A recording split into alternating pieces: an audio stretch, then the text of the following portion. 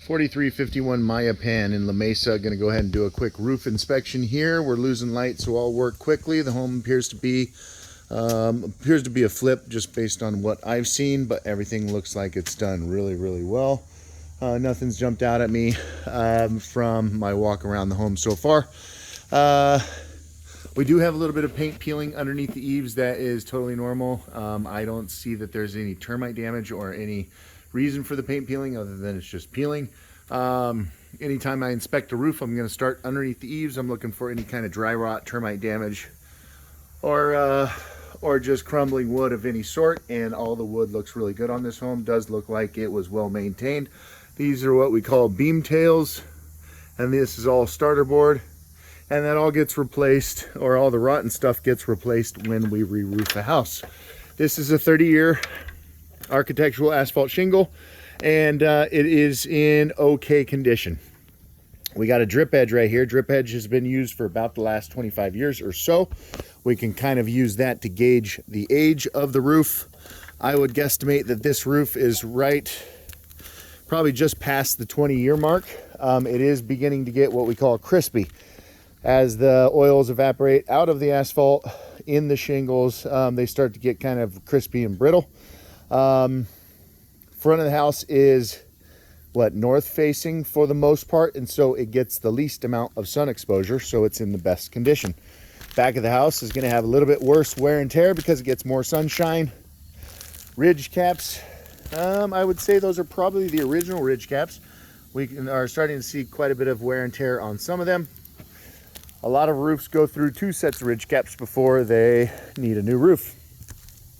Whirlybird is still spinning. That's a good sign. The rest of them are in working condition as well, and there is good intake ventilation into this roof. The better we ventilate our roofs, the longer they last, so that's a good sign. All indications are that this roof was professionally installed. Looks like there's been some maintenance up here, maybe a few flashings and things like that.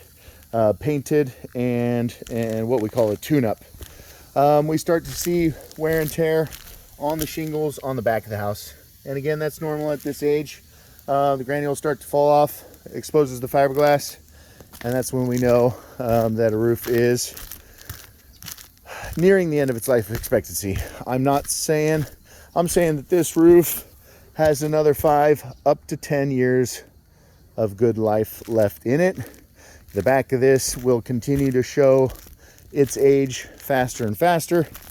Back of this home is perfect for solar. This roof is in a condition where I probably would not install solar panels on it without replacing it. Sometimes we will actually replace a portion of a roof.